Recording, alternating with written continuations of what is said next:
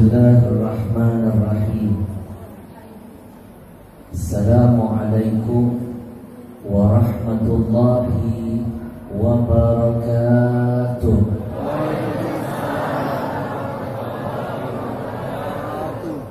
Innal hamdalillah, segala puja dan puji milik siapa? Masih belum kompak. Sekali lagi saya ulangi, segala puja dan puji milik siapa? Enggak usah melotot-melotot.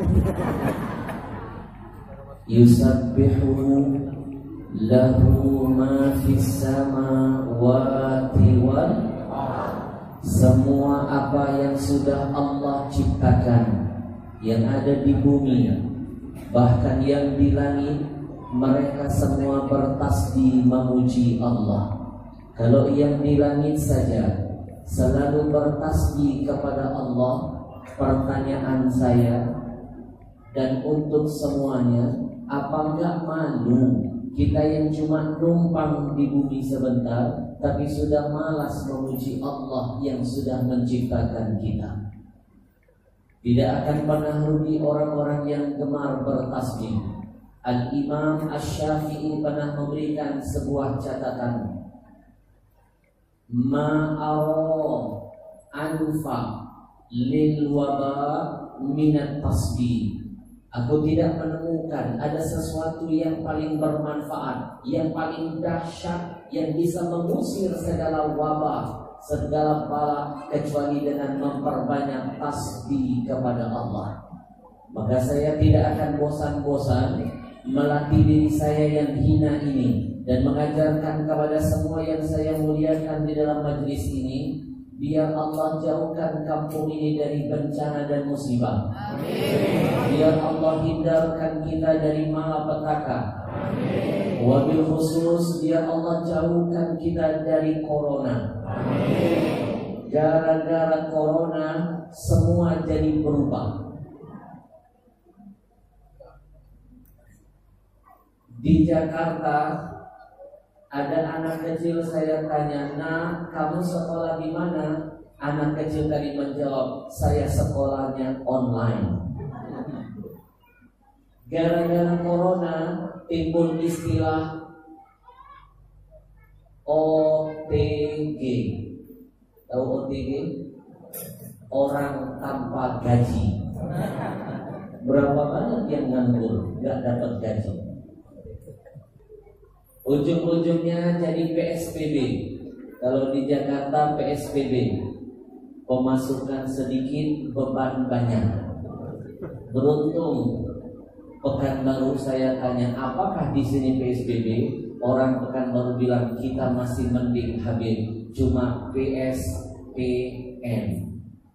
Berarti beda-beda sedikit. Pemasukan sedikit, malah banyak masalah. Tidak ada kata lain kecuali kita berlindung kepada Allah. Salah satunya memperbanyak tasbih kepada Allah. Kita berharap mudah-mudahan dengan kalimat tasbih ini Allah jauhkan kita dari corona, insya Allah. Gara-gara corona, jadwal tabligh akbar saya yang sudah dijadwalkan 1 tahun sebelumnya ambiar. 7 bulan. Ini pertama kali saya masuk Pekanbaru setelah bertahun-tahun gara-gara corona. 7 bulan kami di Jakarta nggak bisa bikin acara begini. 7 bulan. 7 bulan kami nggak bisa ngisi rindu dengan jamaah. 7 bulan kami cuma dikurung di kamar. 7 bulan nggak boleh kemana-mana. Sebelum Ramadan kami sudah dikurung di Jakarta. Saya langsung mikir, kalau dulu Ramadan 1 hari sebelum puasa setan dikurung, sekarang ulama dikurung. Tanda-tanda kiamat sudah dekat. Betul? Maka sekali lagi jangan bosan-bosan, berlindunglah hanya kepada Allah. Berlindung kepada manusia, siap-siap kecewa. Berlindung kepada penguasa, siap-siap kecewa. Tapi kalau berlindung kepada yang maha kuasa, tidak akan pernah ada kata kecewa. Kita meriahkan, kita getarkan rumah Allah ini dengan bertasbih. Mudah-mudahan dengan kalimat tasbih ini Allah datangkan perlindungan dan pertolongan. Amin. Ya Rabbal. Saya teringat pesan kakek saya. Setiap kali kalau hadir majelis ilmu, di dalamnya ada Quran diperdengarkan, di dalamnya ada zikir yang diteriakan, di dalamnya ada salawat yang dibacakan, jangan lupa botol minumanmu dibuka, karena energi itu akan menyatu kepada air dan itu akan menjadi sugesti positif. Waja'alna minal ma'i kulla syai'in hayy. Kata Allah, kami jadikan dari air semua bisa hidup. Kalau yang dibacakan itu positif, maka kehidupannya akan mengarah kepada positif. Tapi kalau yang didengarkan, dikumandangkan, dibacakan sesuatu yang jelek, maka dia akan membentuk sugesti yang jelek. Tapi sayang, yang lebih dulu mengaji dan mengkaji orang Jepang. Di Jepang diselidiki air yang dibuka tutup botolnya, didengarkan musik, cingkak-cingkak, airnya kristalnya berubah menjadi jelek dan berantakan. Tapi aneh, ada air yang tutup botolnya dibuka, didengarkan Quran, didengarkan salawat, didengarkan zikir, dibacakan doa, kristal airnya langsung indah dan menawan. Orang Jepang dapat petunjuk sesuai dengan janji Allah, hudan linnas. Quran itu bukan petunjuk buat kita saja, tapi disiapkan untuk seluruh manusia di muka bumi, siapapun mereka, mau dari Jepang, mau dari Amerika, orang kafir sekalipun, kalau dia mau mengaji dan mengkaji Quran, dia akan dapat petunjuk dari Yang Maha Rahman. Kenapa orang muslim selalu tertinggal? Sibuk ngaji, malas mengkaji. Betul? Mohon maaf, orang Pekanbaru kalau bilang betul apa? Bahasa daerahnya?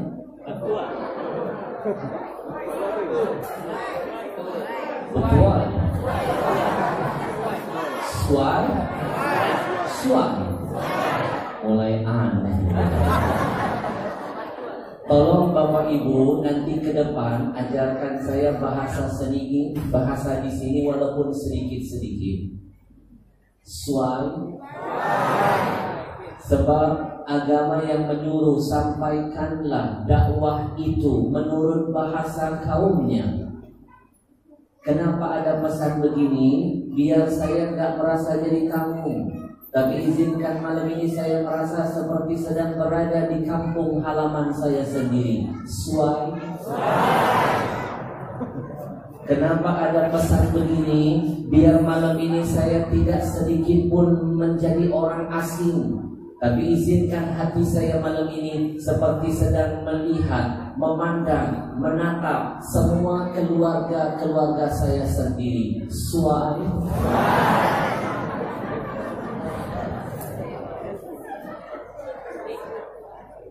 Bu, guru saya ngajarin, kalau sudah didengarkan Quran, dibacakan Quran, bacakan itu, setelah itu kamu minum airnya, kamu pasang niat, sugesti positif akan menyatu dalam jiwamu. Minum dulu ya. Dari tadi saya nyari teknik bagaimana nggak kelihatan minum. Boleh minum? Bismillahirrahmanirrahim.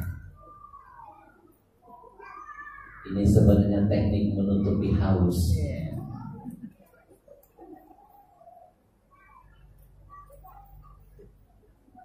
Saya tahu di belakang ada yang syirik. Ada ibu-ibu di belakang lihat saya minum, ada yang ngomong haus. Bukan haus, yang ceramahkan saya, yang capek saya, yang keringatan saya. Kajian kita masih lama ke depan. Ibarat mobil, saya mobil berjalan, perlu isi bensin dulu yang banyak. Minum lagi ya. Bapak Ibu kan cuma duduk saja, udah duduk bisa ketawa. Ibarat mobil nyender pulang. Ibarat mobil mogok. tidak isi bensin juga tidak jadi masalah.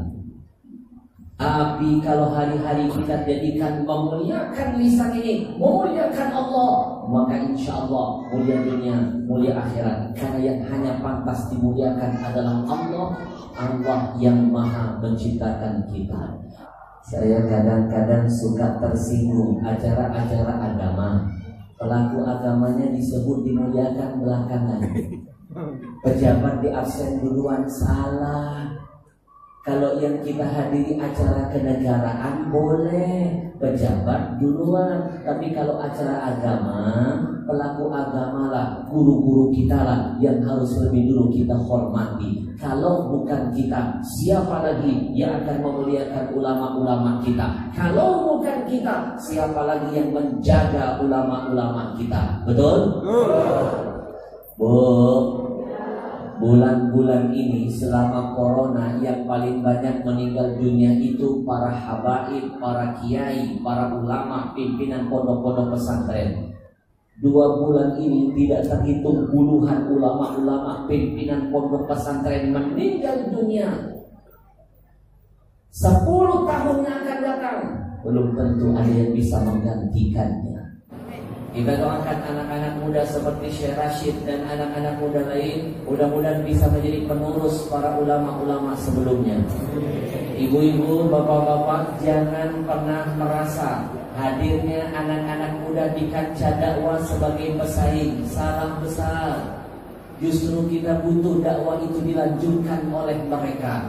Belajarlah dari pohon pisang. Sebelum tumbang pohon, pisang sudah mempersiapkan tunas-tunas di sekelilingnya. Lihat pohon pisang, belum tumbang, belum mati, dia sudah siapkan cikal bakal tunas yang akan melanjutkan kehidupan pisang.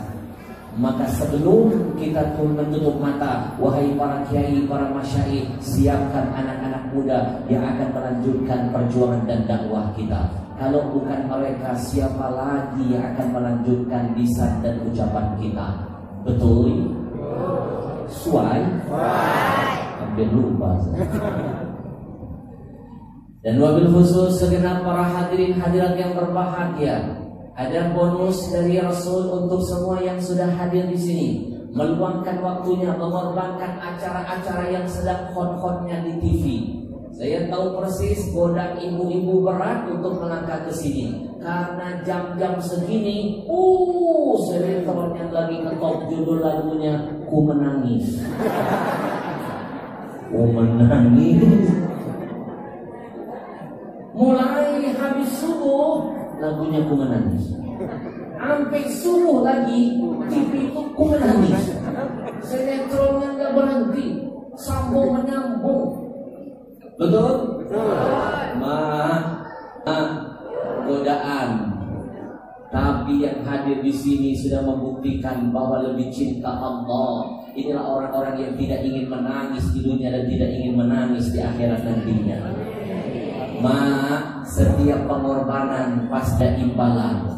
Setiap pengorbanan pasti ada imbalan. Imbalan apa yang akan kita dapatkan keluar dari majelis ini? Kabar baik dari Nabi.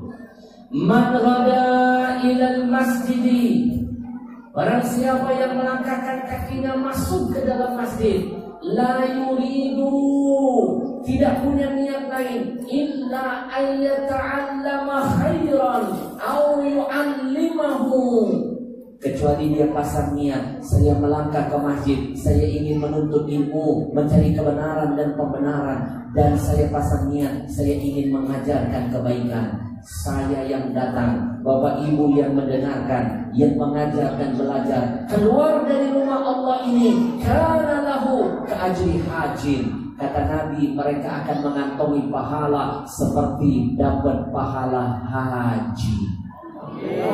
Alhamdulillah. Tamman hijjatuhu, kata Nabi, nilai hajinya dijamin sempurna, atau dengan kata lain hajinya mabrur. Alhamdulillah. Bapak Ibu tahu nggak berapa banyak orang yang berangkat haji? Kuantitas jamaah Indonesia tiap tahun makin banyak, tapi kualitas makin berkurang. Yang berangkat makin nambah, yang dapat titel haji mabrur makin langka. Antrian haji makin lama. Kalaupun ibu mau berangkat haji jalur cepat haji plus, ratusan juta biayanya. Belum tentu hajinya diterima, tapi ada solusinya. Jangan bersedih yang gak mampu berangkat haji. Jangan bersedih yang belum sempat pergi ke Mekah. Setiap engkau mendengar ada kajian di masjid, langkahkan kakimu, mantapkan niatmu. Maka pasang niat untuk menuntut ilmu. Keluar dari majelis itu pasti dapat pahala haji yang diterima tanpa susah payah dan mengeluarkan biaya.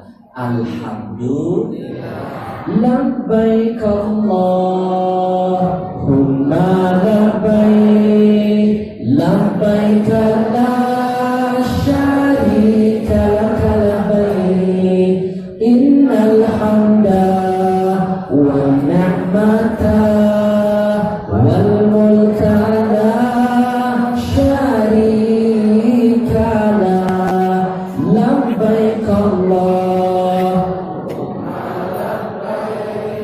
labbaik la syarika laka labbaik, innal hamda wal mulka la syarika lak. 1 jam ngaji bareng sanggup? Wajah-wajah manusia-manusia pilihan. 1,5 jam ngaji sanggup? Makhluk-makhluk langka.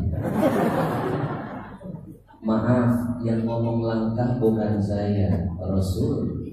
Kata Rasul, nanti ya akan ada sekelompok orang yang dinamakan tadi ghuraba, orang yang langka, orang yang aneh. Sahabat bertanya, manil ghuraba? Ya Rasul, siapa golongan kelompok orang yang aneh langka itu?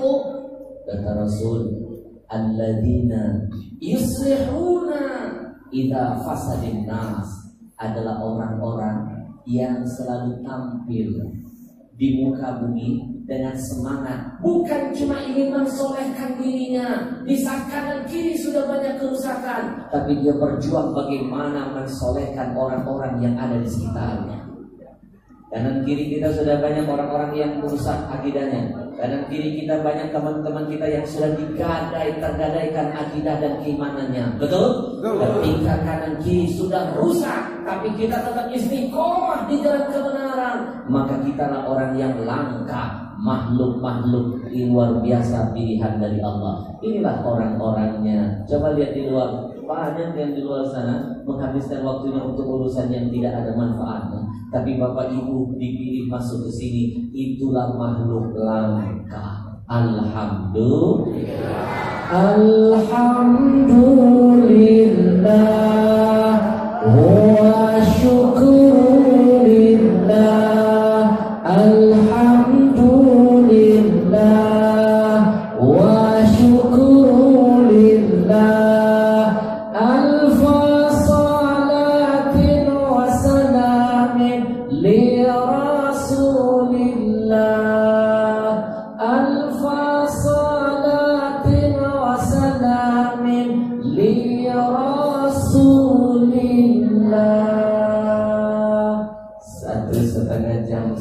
Saya tanya lagi, 2 jam emang sanggup? Maaf, saudara. Karena besok subuh saya harus kajian berikutnya bersama Riau Mengaji. Bapak Ibu yang dimuliakan Allah, siapapun yang ta'allaqu bil Quran, bergantung dirinya, jiwanya dengan Quran, maka insya Allah mulia dunia, mulia akhirat. Sekali lagi saya sampaikan, siapapun yang berinteraksi dengan Al-Quran, maka dia akan mendapatkan kemuliaan dunia dan akhirat. Saya kasih contoh. Ibu-ibu tahu kulitnya Al-Quran? Hanya kulit doang. Kenapa sampai dicium-cium, dihormati orang? Tahu kenapa? Karena kulit itu ditakdirkan Allah menempel pada sesuatu yang memuliakan kulitnya. Kalau bukan karena menempel kepada Quran, mana mungkin dia dicium, mana ada dia dihormati dan dimuliakan. Karena dia sempat menempel pada Quran, dia dicium dan dihormati. Suara itu baru kulit benda mati, apalagi kita yang makhluk hidup. Saya hadirkan fakta berikutnya. Nazala Jibril bil Quran fa asbaha fasara Jibril afdalul malaika.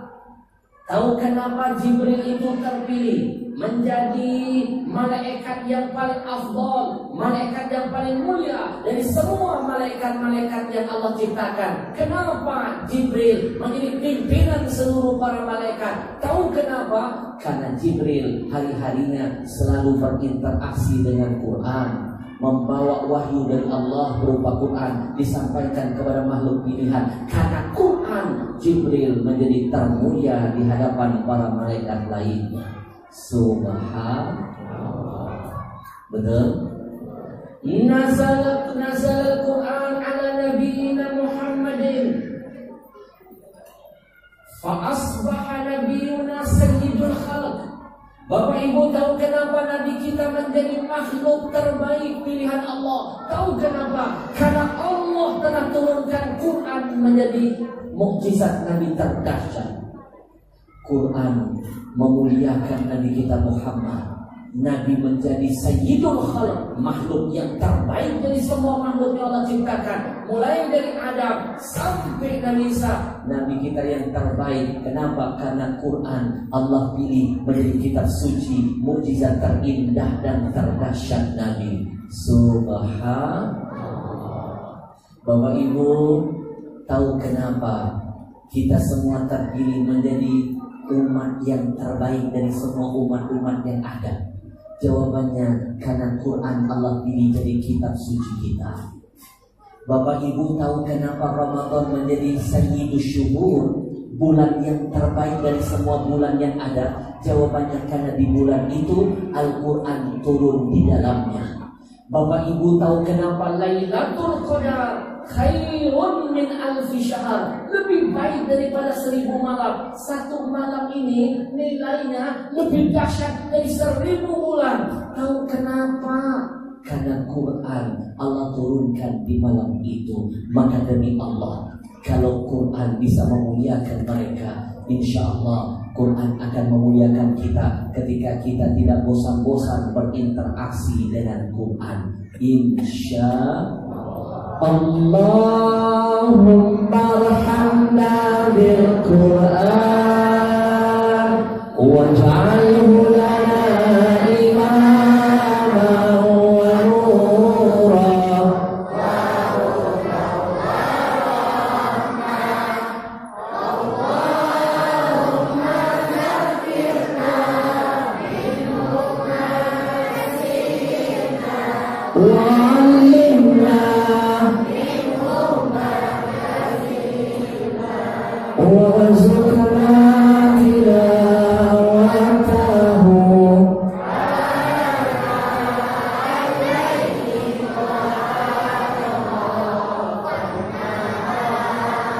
Waj'alhu lana hujjatan.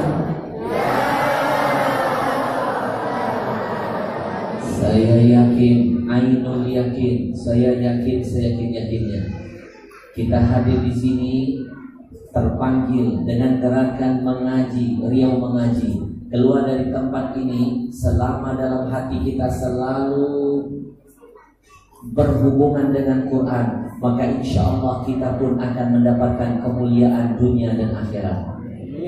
Bu,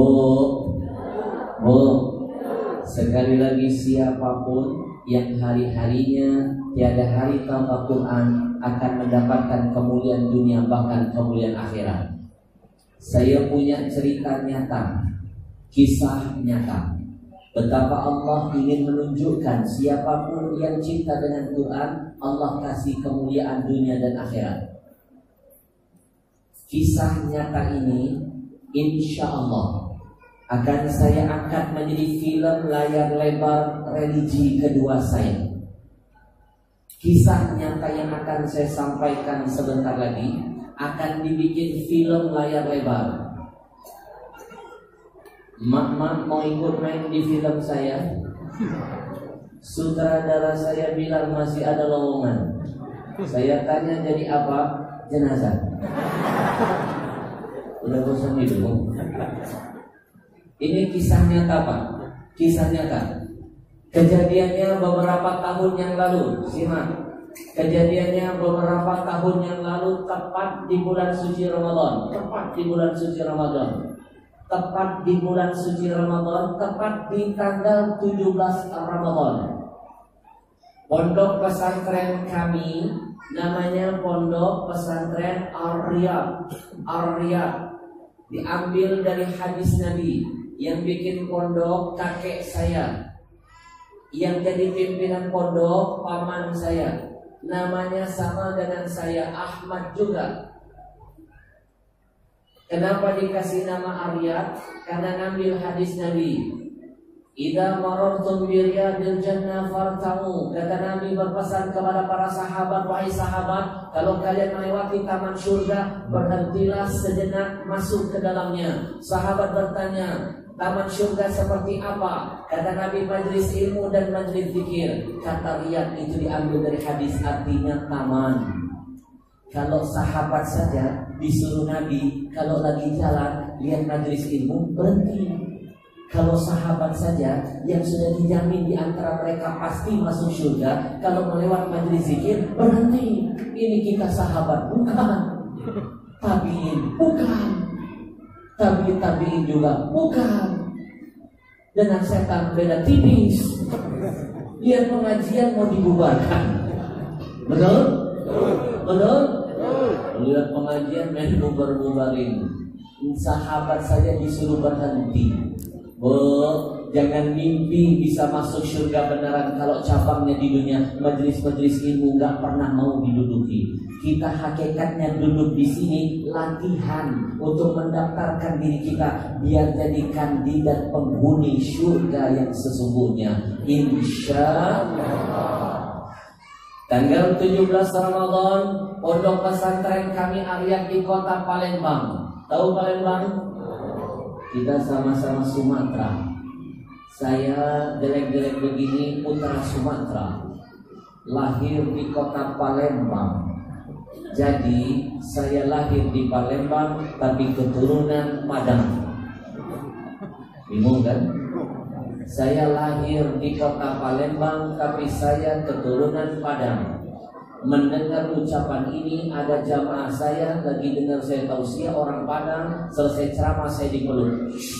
Nggak nyangka kalau Habib keturunan Padang. Sama, saya juga orang Padang. Saya tanya, Bapak dari mana Padangnya? Bukit Tinggi. Habib dari mana? Padang Pasir.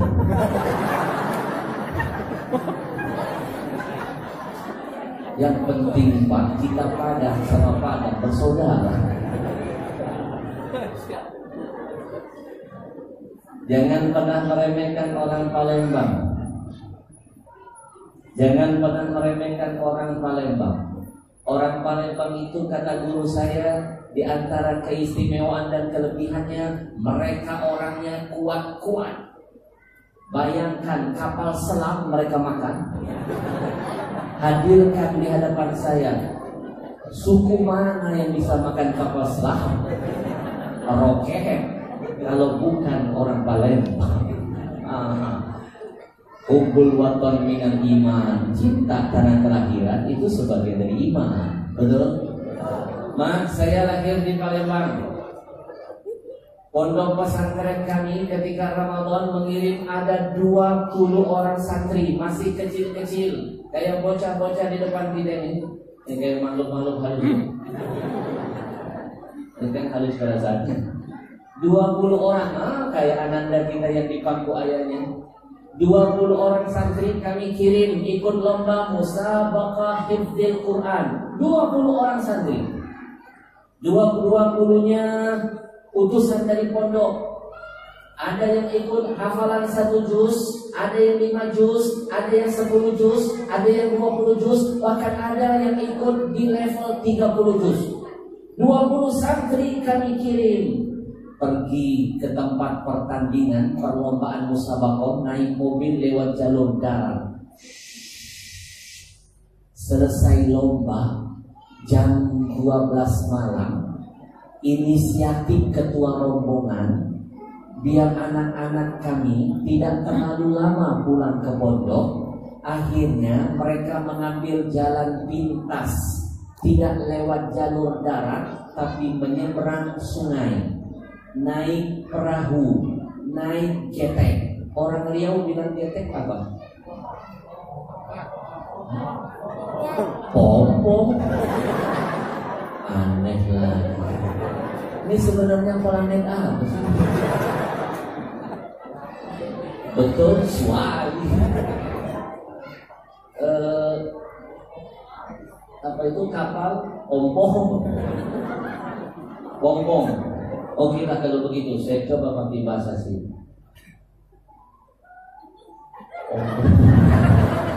Gak ada bahasa lain. Sampan. Pompong.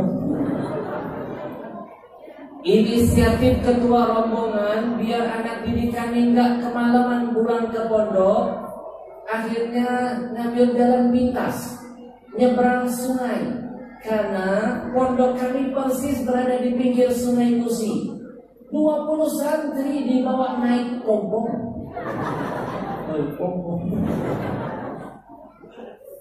20 santri naik kapal, naik sampan, naik pompong, nyampe di tengah, pompong bocor.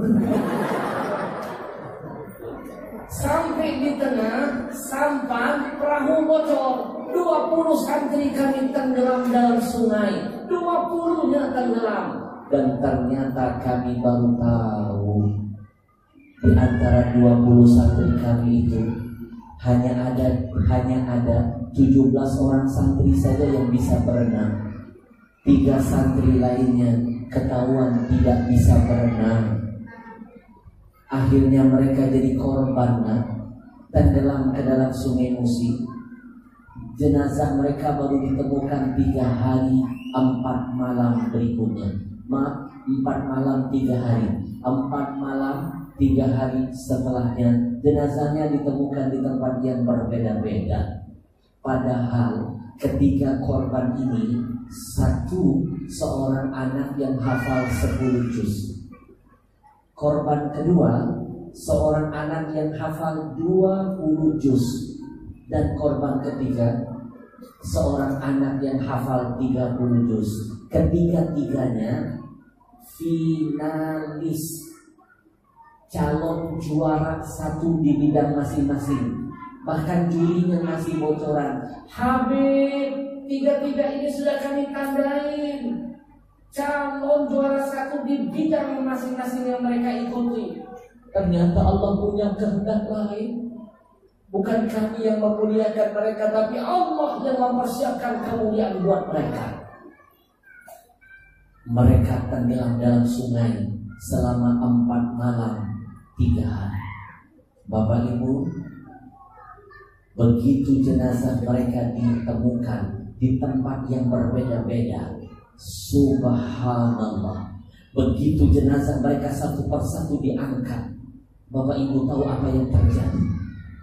Ada keanehan. Di mana-mana siapapun yang tenggelam dalam sungai, apalagi sampai berhari-hari, dipastikan 3 hal akan terjadi pada tubuhnya. 1, membengkak. Kenapa membengkak? Karena banyak kadar air yang akan masuk ke dalam tubuhnya. Yang kedua, membiru. Kenapa membiru? Karena dia akan terombang-ambing, terbawa arus yang sangat deras, lalu berbenturan dengan benda-benda keras yang ada dalam sungai. Dan yang ketiga, membusuk. Tapi subhanallah, ketiga santri kami yang hafal 10 juz, 20 juz, 30 juz, begitu diangkat jasad mereka satu persatu di tempat yang berbeda-beda, Ibu tahu apa yang terjadi? Ada keanehan. 4 malam 3 hari. Begitu diangkat jasad mereka, apa yang terjadi? Ada keanehan. Saya tahu wajah-wajah ibu penasaran. Ini salah satu teknik ceramah terbaru. Bagaimana membuat orang penasaran. Ibu, saya sedang mengolah teknik ini. Saya pakai dalam dakwah. 4 malam 3 hari. Begitu ditemukan jasad santri ini, Maha Suci Allah. Allah tidak ingkari janjinya. Innaka la tukhliful. Apa janji Allah di antaranya? Nahnu nazzalna dzikra wa inna lahu lahafidun. Makna lahafidun, kata Allah, kami yang nurunin Quran, kami akan menjaganya. Ternyata makna lahafidun bukan cuma Quran yang akan dijaga. Insya Allah yang mau menghafalnya, yang mau mengamalkannya, yang mau membacanya, yang mau mengajarkannya, yang mau jadi donaturnya, insya Allah masuk kategori lahafidun. Allah jaga dunia sampai akhirat. Itu terbukti kepada santri kami. 4 malam 3 hari. Ketika diangkat jasad mereka, apa yang terjadi?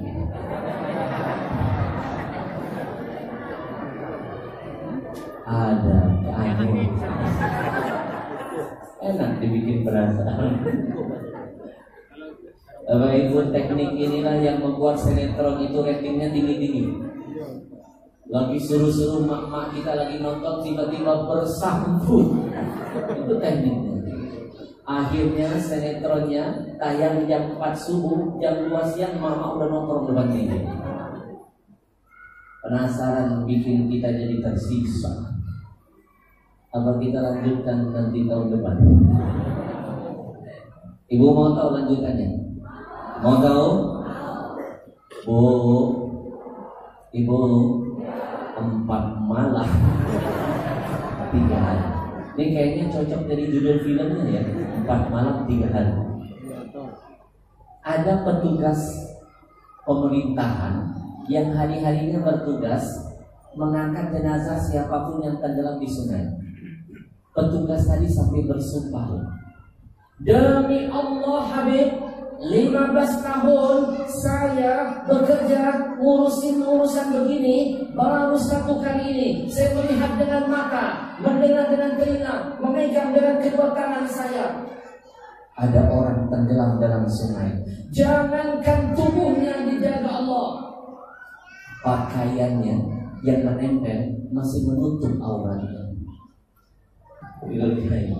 Ibu, Ibu, 1 hari sebelum ketiga santri kami tenggelam, ada kejadian yang hampir sama.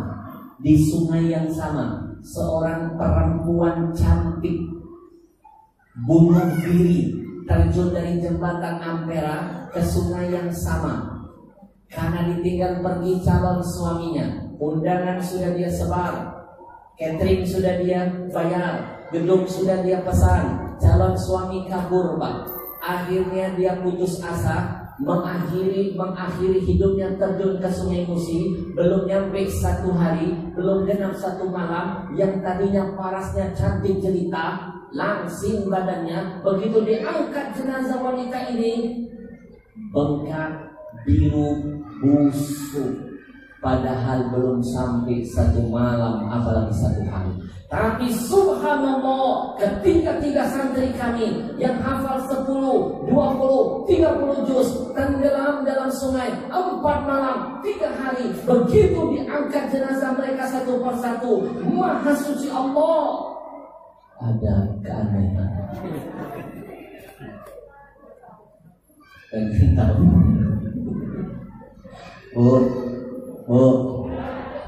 jasadnya nggak bengkak, tubuhnya harum, Wajahnya nggak kayak orang tenggelam, Pak.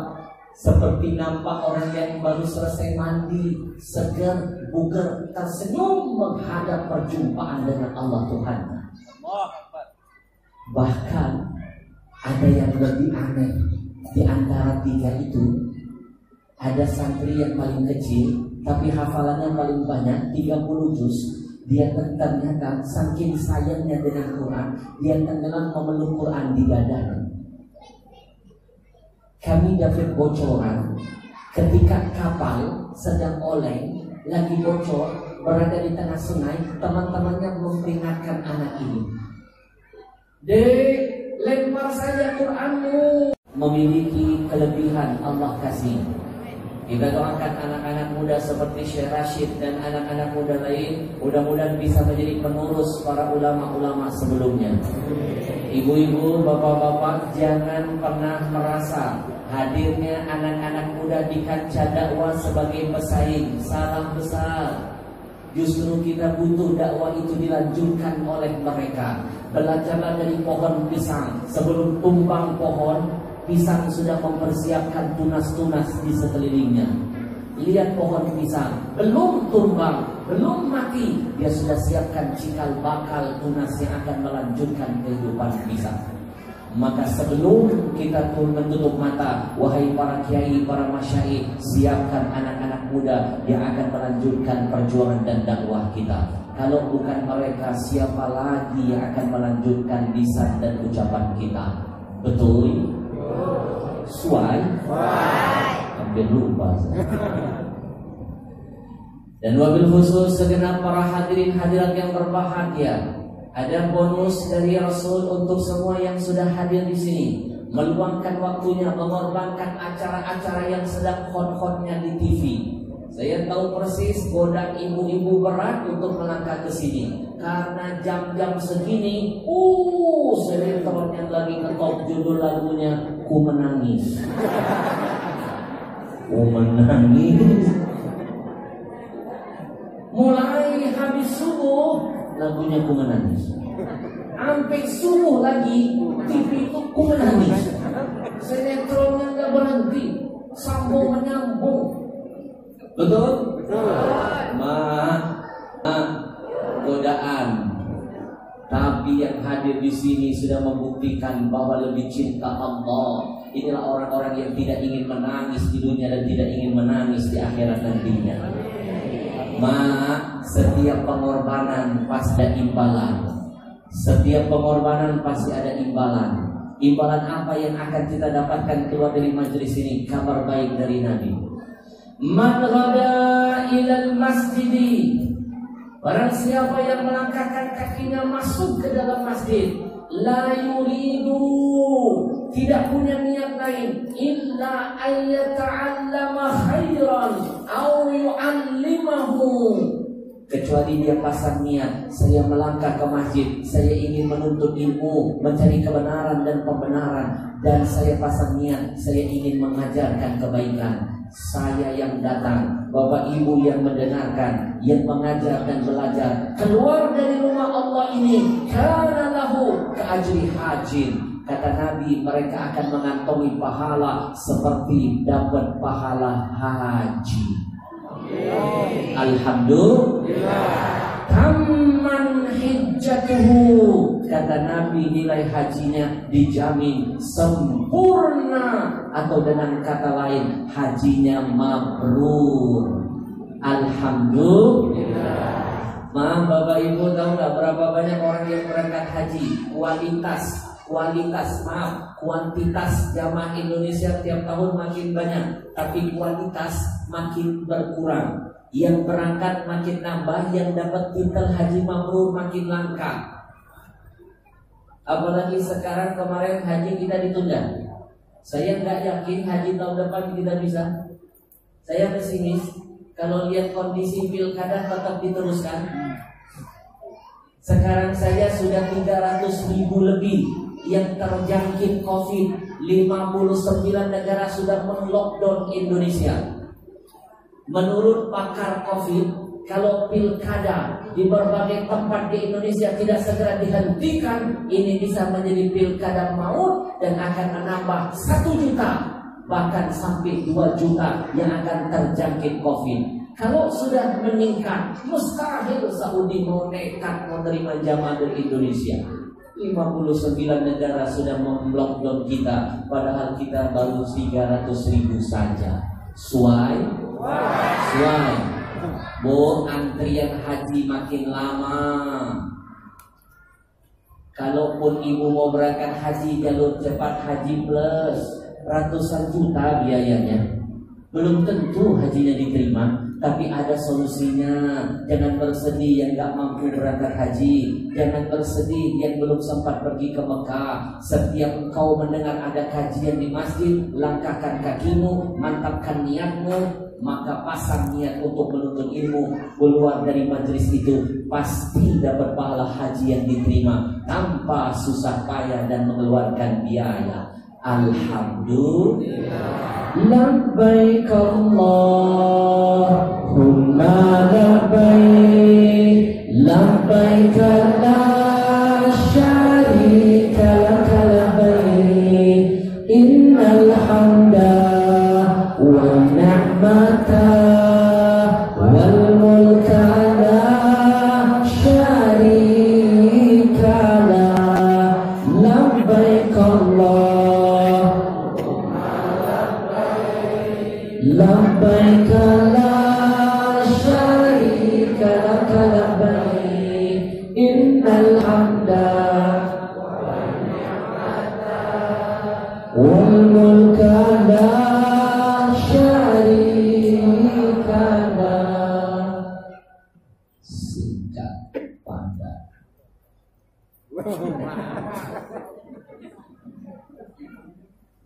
Setengah jam sudah berlalu tanpa terasa.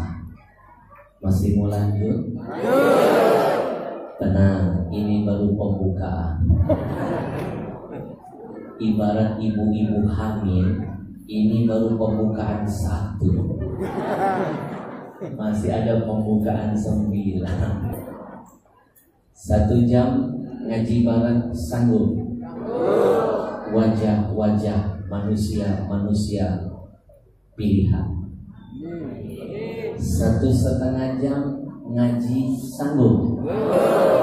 Makhluk langka. Maaf, yang ngomong langka bukan saya, Rasul.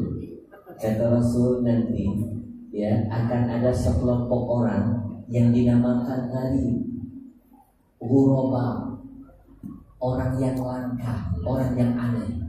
Sahabat bertanya, manil ghuraba? Ya Rasul, siapa golongan kelompok orang yang aneh langka itu? Kata Rasul, alladzina yuslihuna idza fasadin nas, adalah orang-orang yang selalu tampil di muka bumi dengan semangat, bukan cuma ingin mensolehkan dirinya. Di saat kanan kiri sudah banyak kerusakan, tapi dia berjuang bagaimana mensolehkan orang-orang yang ada di sekitarnya. Kanan kiri kita sudah banyak orang-orang yang merusak akidahnya. Kanan kiri kita banyak teman-teman kita yang sudah tergadaikan akidah dan keimanannya. Betul? Ketika kanan kiri sudah rusak, tapi kita tetap istiqomah di jalan kebenaran, maka kitalah orang yang langka, makhluk-makhluk luar biasa pilihan dari Allah. Inilah orang-orangnya. Coba lihat di luar, banyak yang di luar sana menghabiskan waktunya untuk urusan yang tidak ada manfaatnya. Tapi Bapak Ibu dipilih masuk ke sini, itulah makhluk langka. Alhamdulillah. Alhamdulillah wa syukurillah. Alhamdulillah wa syukurillah.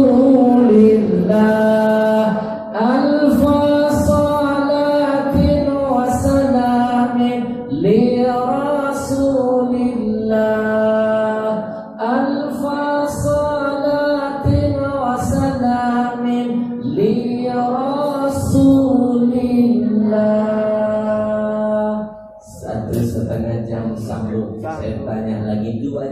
memang sanggup. Maaf saudara. Karena besok subuh saya harus kajian berikutnya bersama Riau Mengaji. Bapak Ibu yang dimuliakan Allah, siapapun yang ta'allaqu bil Quran, bergantung dirinya, jiwanya dengan Quran, maka insya Allah mulia dunia, mulia akhirat. Sekali lagi saya sampaikan, siapapun yang berinteraksi dengan Al-Quran, maka dia akan mendapatkan kemuliaan dunia dan akhirat. Saya kasih contoh. Ibu-ibu tahu kulitnya Al-Quran? Hanya kulit doang. Kenapa sampai dicium-cium, dihormati orang? Tahu kenapa? Karena kulit itu ditakdirkan Allah menempel pada sesuatu yang memuliakan kulitnya. Kalau bukan karena menempel kepada Quran, mana mungkin dia dicium, mana ada dia dihormati dan dimuliakan. Karena dia sempat menempel pada Quran, dia dicium dan dihormati. Suai? Itu baru kulit, benda mati. Apalagi kita yang makhluk hidup. Saya hadirkan fakta berikutnya. Nazala Jibril bil Quran fa asbaha fasara Jibril afdalul malaika. Tahu kenapa Jibril itu terpilih menjadi malaikat yang paling afdal, malaikat yang paling mulia dari semua malaikat-malaikat yang Allah ciptakan? Kenapa Jibril menjadi pimpinan seluruh para malaikat? Tahu kenapa? Karena Jibril hari-harinya selalu berinteraksi dengan Quran, membawa wahyu dari Allah berupa Quran, disampaikan kepada makhluk pilihan. Karena Quran, Jibril menjadi termulia di hadapan para malaikat lainnya. Subhanallah. Betul? Nazal Al-Quran ala nabiyina Muhammadin fa asbaha nabiyuna sayyidul khalq. Bapak Ibu tahu kenapa Nabi kita menjadi makhluk terbaik pilihan Allah? Tahu kenapa? Karena Allah telah turunkan Quran menjadi mukjizat Nabi terdahsyat. Quran memuliakan Nabi kita Muhammad. Nabi menjadi sayyidul khalq, makhluk yang terbaik dari semua makhluk yang Allah ciptakan. Mulai dari Adam sampai Nabi Isa, Nabi kita yang terbaik. Kenapa? Karena Quran Allah pilih menjadi kitab suci, mukjizat terindah dan terdahsyat Nabi. Subhanallah. Bapak Ibu tahu kenapa kita semua terpilih menjadi umat yang terbaik dari semua umat-umat yang ada? Jawabannya karena Quran Allah pilih jadi kitab suci kita. Bapak Ibu tahu kenapa Ramadan menjadi sayyidus syuhur, bulan yang terbaik dari semua bulan yang ada? Jawabannya karena di bulan itu Al-Quran turun di dalamnya. Bapak Ibu tahu kenapa Lailatul Qadar khairun min alfi syahr, lebih baik daripada 1000 malam. Satu malam ini nilainya lebih dahsyat dari 1000 bulan. Tahu kenapa? Karena Quran Allah turunkan di malam itu. Maka demi Allah, kalau Quran bisa memuliakan mereka, insya Allah Quran akan memuliakan kita ketika kita tidak bosan-bosan berinteraksi dengan Quran. Insya Allahumma arhamna bil Quran waj'alhu lana imaman wa nura.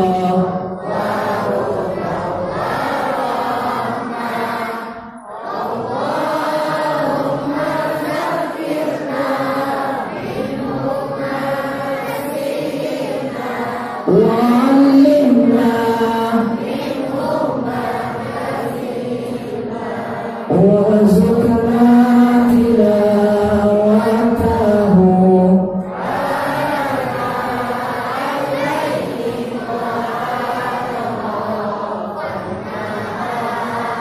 waj'alhu lana hujjatan. Saya yakin ainul yakin, saya yakin seyakin-yakinnya kita hadir di sini terpanggil dengan gerakan mengaji, riau mengaji. Keluar dari tempat ini selama dalam hati kita selalu berhubungan dengan Quran, maka insya Allah kita pun akan mendapatkan kemuliaan dunia dan akhirat. Bu, sekali lagi siapapun yang hari-harinya tiada hari tanpa Quran akan mendapatkan kemuliaan dunia bahkan kemuliaan akhirat. Saya punya cerita nyata, kisah nyata, betapa Allah ingin menunjukkan siapapun yang cinta dengan Quran, Allah kasih kemuliaan dunia dan akhirat. Kisah nyata ini insya Allah akan saya angkat menjadi film layar lebar religi kedua saya. Kisah nyata yang akan saya sampaikan sebentar lagi akan dibikin film layar lebar. Mak mau ikut main di film saya? Sutradara saya bilang masih ada lowongan. Saya tanya jadi apa? Jenazah. Udah bosan hidup. Ini kisah nyata Pak. Kisah nyata. Kejadiannya beberapa tahun yang lalu. Simak. Kejadiannya beberapa tahun yang lalu, tepat di bulan suci Ramadan. Tepat di bulan suci Ramadan. Tepat di bulan suci Ramadan, tepat di tanggal 17 Ramadan. Pondok pesantren kami namanya Pondok Pesantren Ar-Riyad. Diambil dari hadis Nabi. Yang bikin pondok kakek saya. Yang jadi pimpinan pondok paman saya. Namanya sama dengan saya, Ahmad juga. Kenapa dikasih nama Ar-Riyad? Karena ngambil hadis Nabi. Idza marartum bi riyadil jannah fartamu. Kata Nabi berpesan kepada para sahabat, wahai sahabat, kalau kalian melewati taman surga, berhentilah sejenak masuk ke dalamnya. Sahabat bertanya, taman surga seperti apa? Kata Nabi, majlis ilmu dan majlis zikir. Kata Riyad itu diambil dari hadis, artinya taman. Kalau sahabat saja disuruh Nabi, kalau lagi jalan lihat majlis ilmu berhenti. Kalau sahabat saja yang sudah dijamin di antara mereka pasti masuk surga, kalau melewat majlis zikir berhenti. Ini kita sahabat bukan, tabiin bukan, tabiin juga bukan. Dengan setan beda tipis. Lihat pengajian mau dibubarkan. Betul? Betul? Lihat pengajian main bubar-bubarin. Sahabat saja disuruh berhenti. Jangan mimpi bisa masuk surga beneran kalau cabangnya di dunia. Majlis-majlis ilmu gak pernah mau diduduki. Kita hakikatnya duduk di sini latihan untuk mendaftarkan diri kita biar jadi kandidat penghuni surga yang sesungguhnya. Insya Allah. Tanggal 17 Ramadan, pondok pesantren kami Ar-Riyad di kota Palembang. Tahu Palembang? Kita sama-sama Sumatera. Saya jelek-jelek begini putra Sumatera.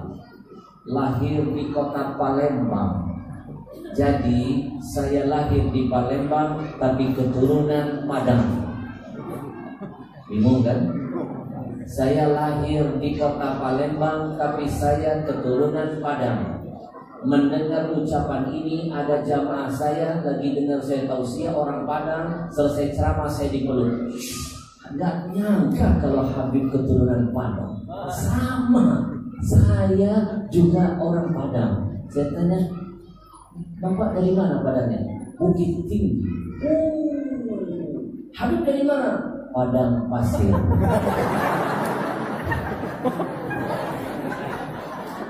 Yang penting Pak, kita Padang sama Padang bersaudara. Jangan pernah meremehkan orang Palembang. Jangan pernah meremehkan orang Palembang. Orang Palembang itu kata guru saya, di antara keistimewaan dan kelebihannya, mereka orangnya kuat-kuat. Bayangkan kapal selam mereka makan. hadirkan di hadapan saya. Suku mana yang bisa makan kapal selam? Roket, kalau bukan orang Palembang. Hubbul waton minal iman, cinta tanah terakhirat itu sebagian dari iman. Betul? Mas, saya lahir di Palembang. Pondok pesantren kami ketika Ramadan mengirim ada 20 orang santri, masih kecil-kecil, kayak bocah-bocah di depan kita ini. Ini kayak makhluk-makhluk halus. Ini kan halus pada saatnya. 20 orang, kayak ananda kita yang di pangku ayahnya. 20 orang santri kami kirim ikut lomba musabaqah hifdzil Quran. 20 orang santri. 20-nya utusan dari pondok. Ada yang ikut hafalan 1 juz, ada yang 5 juz, ada yang 10 juz, ada yang 20 juz, bahkan ada yang ikut di level 30 juz. 20 santri kami kirim pergi ke tempat pertandingan perlombaan musabaqah, naik mobil lewat jalur darat. Selesai lomba jam 12 malam, inisiatif ketua rombongan biar anak-anak kami tidak terlalu lama pulang ke pondok. Akhirnya mereka mengambil jalan pintas, tidak lewat jalur darat tapi menyeberang sungai, naik perahu, naik getek. Orang Riau bilang getek apa? Pom-pom. Aneh lah. Ini sebenarnya planet apa sih? Betul, suari. Apa itu kapal? Pom-pom. Pom-pom. Oke lah kalau begitu, saya coba pakai bahasa sih.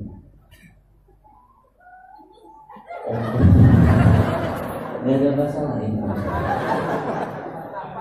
Sampan. Pom-pom.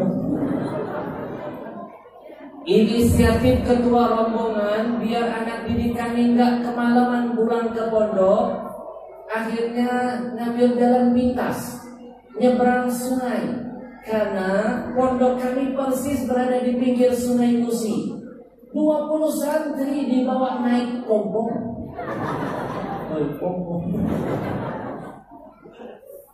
20 santri naik kapal, naik sampan, naik pom-pom, nyampe di tengah, pom-pom bocor. Sampai di tengah, sampan, perahu bocor. 20 santri kami tenggelam dalam sungai. 20-nya tenggelam. Dan ternyata kami baru tahu, di antara 20 santri kami itu hanya ada 17 orang santri saja yang bisa berenang.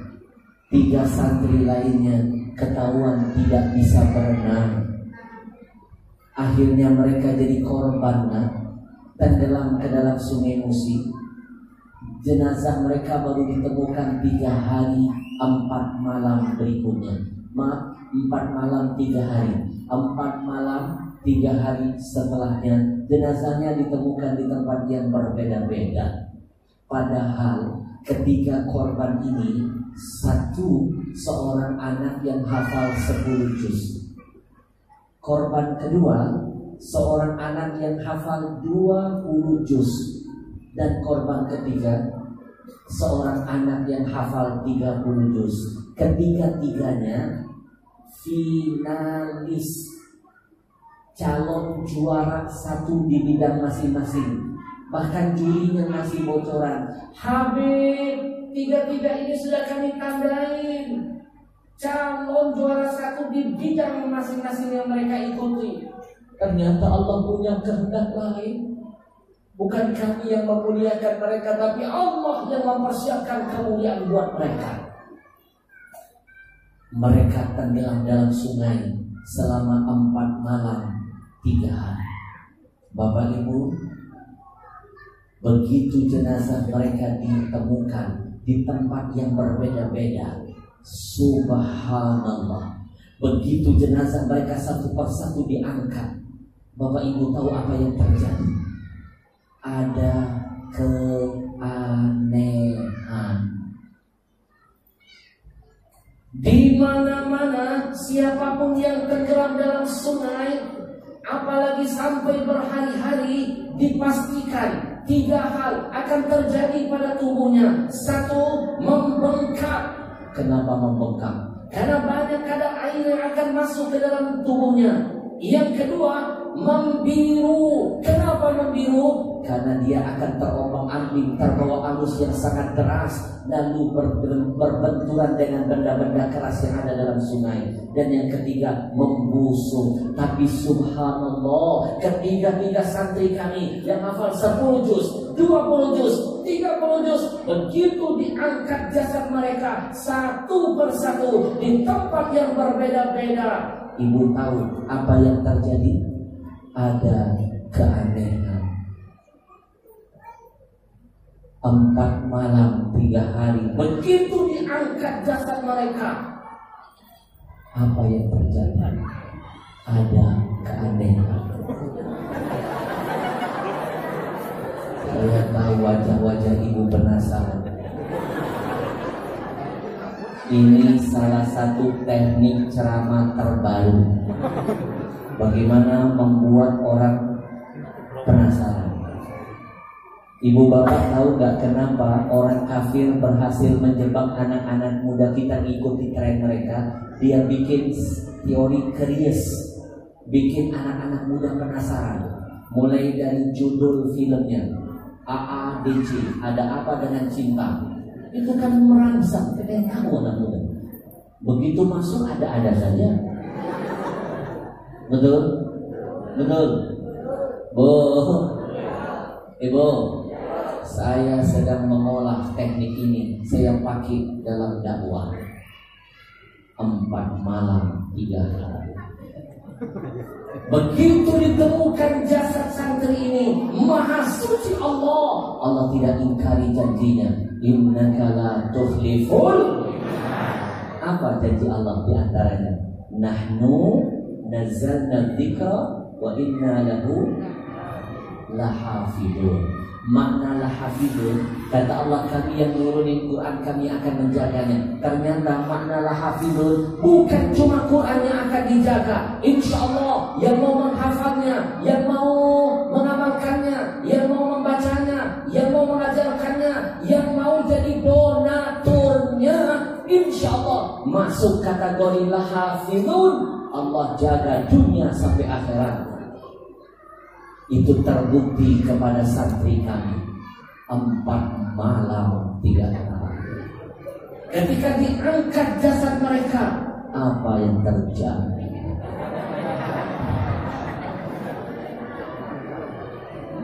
Ada keanehan. Enak dibikin penasaran. Bapak Ibu, teknik inilah yang membuat sinetron itu ratingnya tinggi-tinggi. Lagi seru-seru mak-mak kita lagi nonton, tiba-tiba bersambut. Itu tekniknya. Akhirnya sinetronnya tayang jam 4 subuh, jam 2 siang mama udah nongkrong depan TV. Penasaran, bikin kita jadi tersiksa. Apa kita lanjutkan nanti tahun depan? Ibu mau tahu lanjutannya? Mau tahu? Bu, Ibu, 4 malam 3 hari. Ini kayaknya cocok dari judul filmnya ya, 4 malam 3 hari. Ada petugas pemerintahan yang hari-harinya bertugas mengangkat jenazah siapapun yang tenggelam di sungai. Petugas tadi sampai bersumpah, demi Allah Habib, 15 tahun saya bekerja ngurusin urusan begini, baru 1 kali ini saya melihat dengan mata, mendengar dengan telinga, memegang dengan kedua tangan saya. Ada orang tenggelam dalam sungai. Jangankan tubuhnya dijaga Allah, pakaiannya yang menempel masih menutup auratnya. Logikanya orang kalau tenggelam, apalagi berhari-hari, telanjang kondisinya. Betul gak? Telanjang. Pakaiannya kemana, sarungnya kemana. Saya kasih contoh. Ibu-ibu tahu kejadian tsunami di Anyar?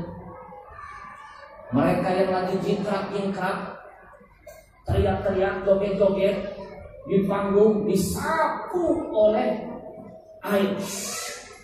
Bahkan yang di Aceh sekalipun tsunami menghantam, itu begitu ditemukan jasad mereka, tidak sedikit yang telanjang. Padahal mereka pakai celana jin. Logikanya celana jin itu ketat, makin dipakai makin melekat, makin dipakai kena air makin menempel. Ini celananya kemana, bajunya kemana, telanjang jasadnya. Padahal mereka pakai celana jin. Kemarin ada anak kecil dengar ceramah saya, dia tanya, Ustaz, kalau mereka pakai celana jin, lalu jin pakai celana siapa? Macam-macam nih bocah. Macam-macam nih bocah. Bikin kesel. Allah, ini kadang-kadang musuh saya ini kebanyakan bocah-bocah iseng, Bang. Saya berapa kali ketemu bocah, saya tanya, nak, namamu siapa? Saya nanya baik-baik, saya dikerjain. Habib mau yang panjang apa yang pendek? Zaman kita dulu nggak ada yang berani begitu ya. Saya bilang yang pendek dulu, nanti kasih tahu saya yang panjang. Oh, kalau yang pendek nama saya Muhammad Amin bin. Kalau yang panjang, Amin. Ibu, ibu, satu hari sebelum ketiga santri kami tenggelam, ada kejadian yang hampir sama di sungai yang sama. Seorang perempuan cantik bunuh diri, terjun dari jembatan Ampera ke sungai yang sama karena ditinggal pergi calon suaminya. Undangan sudah dia sebar, catering sudah dia bayar, gedung sudah dia pesan, calon suami kabur, Pak. Akhirnya dia putus asa, mengakhiri hidupnya terjun ke Sungai Musi. Belum nyampe satu hari, belum genap satu malam, yang tadinya parasnya cantik jelita, langsing badannya, begitu diangkat jenazah wanita ini, bengkak, biru, busuk. Padahal belum sampai satu malam, apalagi satu hari. Tapi subhanallah, ketika tiga santri kami yang hafal 10, 20, 30 juz tenggelam dalam sungai 4 malam 3 hari, begitu diangkat jenazah mereka satu persatu, Maha Suci Allah, ada keanehan. Pengen tahu?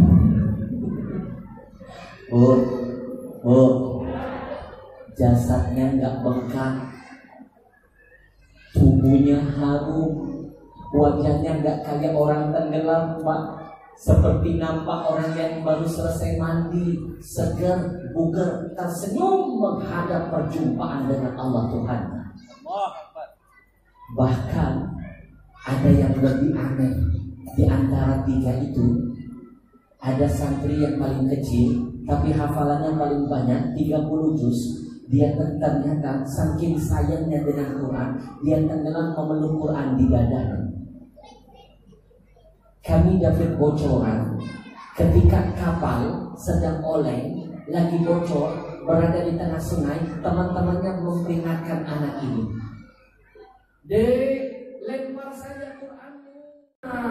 Nanti kalau kamu tenggelam, makin bawa beban, kamu malah makin cepat tenggelam. Buang bebanmu, lemparkan Quranmu, selamatkan nyawamu. Malah dia menjawab, Quran, jadilah teman hidup matiku. Quran, jadilah sahabat dunia akhiratku. Aku tidak akan pernah mau berpisah dengan Quran, meskipun nyawa berpisah dari jasadku. Dia peluk Quran. Logikanya orang kalau nggak bisa berenang tenggelam, satu, pertama teriak-teriak minta tolong, kedua akan berusaha membuat beban apapun yang membuat dia makin berat dan makin cepat tenggelam. Ini aneh, nambahin beban. Dia peluk Quran di dadanya, dia tenggelam sambil berkata, Quran, jadilah penyelamat dunia dan akhiratku. Dia bawa tenggelam Quran menyertai kepergiannya. Ibu tahu apa yang terjadi? 3 hari 4 malam jenazahnya begitu diangkat, Qurannya kering, nggak basah. hanya kulitnya saja basah sedikit, dalamnya kering, dan tidak ada satupun yang bisa melepaskan Quran yang menempel di dadanya, seperti melekat di kedua tangannya, seperti menempel di dadanya. Tidak ada satupun yang bisa melepaskannya. Kami coba melepaskan pelan-pelan, tarik, ternyata nggak mampu. Kami khawatir kalau kami paksakan, kami tarik, khawatir ada organ tubuhnya yang akan lepas. Lalu kami biarkan dia memeluk Quran, menunggu datang ibunya, seorang wanita solehah, janda yang mulia, pencinta Quran juga, mendengar anaknya meninggal dunia, memeluk Quran, tenggelam dalam sungai, berlari ibunya dari kampung menghampiri jenazah anaknya di hadapan ribuan orang yang mengelilingi jenazah anaknya. Ibunya menangis sambil berkata, "Nah, titip salam ibu buat Rasulullah. Nah, sampaikan salam rindu ibu kepada almarhum ayahmu. Nah, semoga kelak engkau jadi penyelamat ibu dan ayah di hadapan Allah nantinya. Nah, ibu yang mengandungmu, ibu yang melahirkanmu, ibu yang menyusuimu, ibu yang berjuang menyelamatkanmu, ibu yang berjuang membayar biaya pendidikanmu. Hari ini ibu katakan di hadapan semuanya, aku ridho dengan kematianmu. Nah, aku ridho kematianmu, aku ridhoi kepergianmu. Nah, mendengar kata ridho ibunya, ada keanehan. Quran yang tadinya kami tarik gak bisa lepas dengan sendirinya, disambut oleh kedua tangan ibunya. Benar kata Nabi, ridho Allah ada pada ridho ayah ibu. Saya baru ngasih bocoran sedikit, sudah banyak yang berkunang-kunang air mata yang meneteskan nangis. Bagaimana kalau cerita nyata ini dijadikan sebuah film? Dahsyat nanti filmnya. Doakan, mudah-mudahan nanti film ini akan segera diwujudkan. Bu,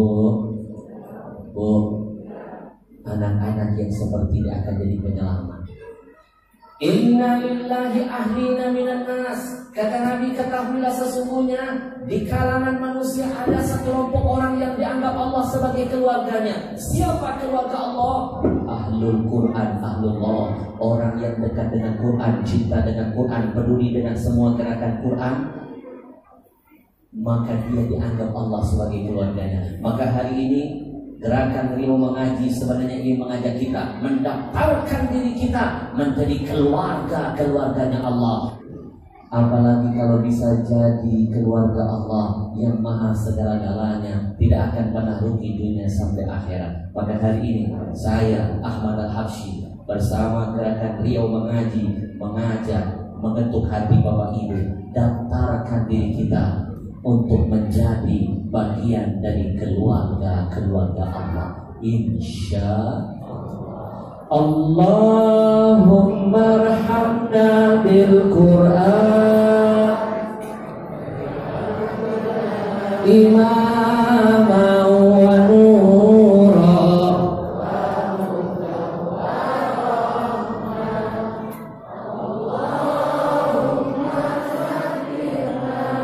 minhu ma nasina wa 'allimna warzuqna tilah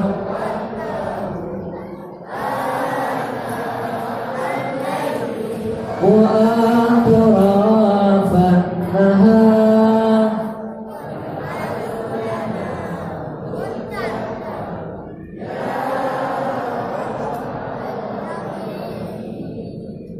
Baik Bapak Ibu, kita masuk di sesi akhir, dan sesi akhir ini merupakan sesi utama dari program sehari kita bersama Tuan Guru kita Habib Al-Habsyi.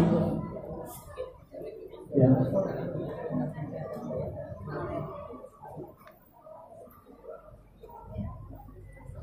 Di mana kami akan mengajak Bapak Ibu bisa terlibat langsung dalam gerakan wakaf 1 juta Al-Quran untuk keanaan, di mana kegiatan ini kita laporkan setiap bulan kepada Majelis Ulama Indonesia Pekanbaru, di mana 180 juta jiwa penduduk muslim di Indonesia sampai saat ini jangankan mushaf Quran, Kami sampai di daerah pelosok Mushaf Yasin saja mereka tidak punya Bapak Ibu. Dan saat ini kami bersama Majelis Ulama Indonesia Pekanbaru dan juga Majelis Ulama Indonesia Pusat rutin membagikan ribuan Quran setiap bulannya. Jadi malam hari ini kami akan ajak Bapak Ibu bisa terlibat langsung dalam dakwah ini dalam program wakaf komitmen, di mana ayah bunda bisa berwakaf Quran atas nama keluarga, orang tua ataupun untuk kita sendiri tanpa harus membayarnya pada malam hari ini.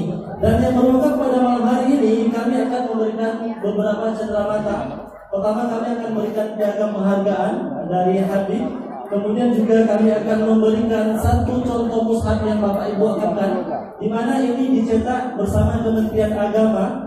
Sudah diberi khusus tertulis Al-Quran wakaf dan ada kata pengantar Bapak Profesor Dr. Ilyas Musti Kota Pekanbaru sebagai MUI Kota Pekanbaru. Insya Allah tidak bisa disalahgunakan. Ini adalah Quran kualitas terbaik. Dan kami juga akan memberikan Bapak Ibu satu VCD yang sangat bermanfaat. Di dalamnya ada muatan Syekh Muhammad Ali Jabir sebagai pembina Quran kita untuk Indonesia. Dan juga ada penjelasan amalan singkat yang Bapak Ibu bisa amalkan dan faedahnya sangat luar biasa Bapak Ibu. Insya Allah mari sama-sama kita berlomba. Bapak Ibu pada malam hari ini bukan membantu komunitas di mengaji, tapi kita membantu agama Allah, kami hanya sebagai wadah. Baik Bapak Ibu, dengan bismillah kita mulai wakaf komitmen ini. Seperti di masjid-masjid yang lain, kami selalu memulai angka wakaf itu di angka 30 Quran. Satu nilai wakaf adalah 100.000. Namun bukan harga Quran 100.000, sebahagian kami jadikan untuk mengirim guru untuk mengajar mu'alaf dan suku terasi, dan juga untuk pembangunan musola. Jadi Bapak Ibu, 100.000 nilai wakaf, berwakaf Quran satu, juga ikut membantu pembinaan dengan membantu membangun musola dan mengirim para guru yang rutin kami lakukan untuk desa pinggiran. Baik Bapak Ibu, kita mulai dengan bismillah di angka 30 Al-Quran yang pertama. Bagi Bapak Ibu yang bersedia membantu agama Allah malam ini di angka 30 Al-Quran pertama, atau nilainya sama dengan 3 juta rupiah, tidak perlu dibayar tunai malam hari ini, cukup berniat, tim kami akan mencatat dan kami akan memberikan penghargaan insyaallah. Bismillah. Di angka 30 Al-Quran yang pertama, ada yang bersedia dan sepakat Bapak Ibu yang satu menyumbangkan hartanya di angka 30 Al-Quran yang pertama.